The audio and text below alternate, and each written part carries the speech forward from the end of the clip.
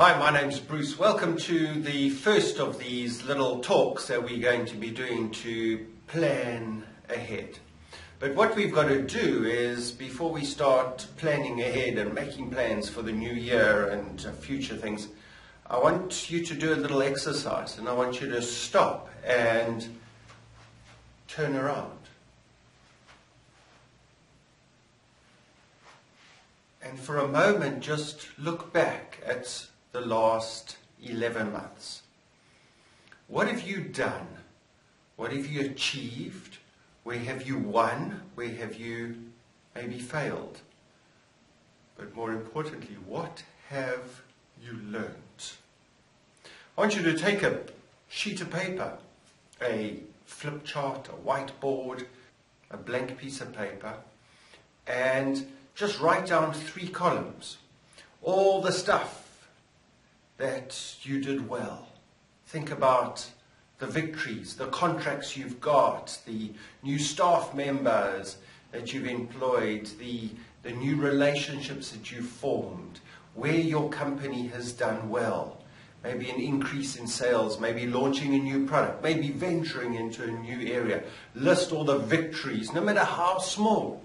It could just be that you've gained a fraction of a new market, or opened up a new sector, or grown slightly, or had time to take off and relax, time to reflect. List all the things that you see as positives in the last 11 months.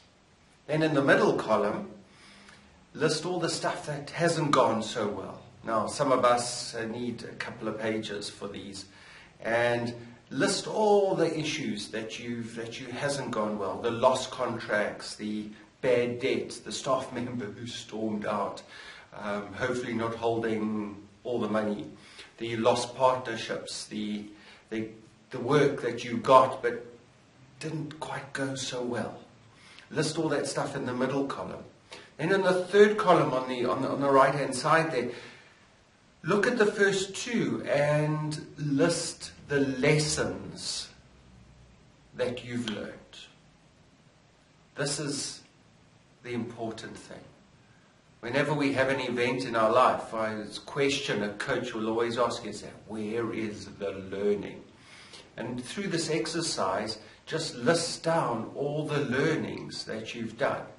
And some school fees are more expensive than others, and we pay dearly through relationships and lost income and lost contracts. But it all adds down to school fees. And you've paid the school fees. Celebrate in the learning. Don't wallow in the loss there, but learn from it and write down all the stuff that you and your company have learned in the last 11 months. And then sit back and read through that a couple of times, and you see this year hasn't been a total waste. We've all forged forward in our learning, our experience, and what we call the school of life. Where else are you going to get a better qualification for being an entrepreneur? My name is Bruce Wade, coach and owner at the Entrepreneur Incubator.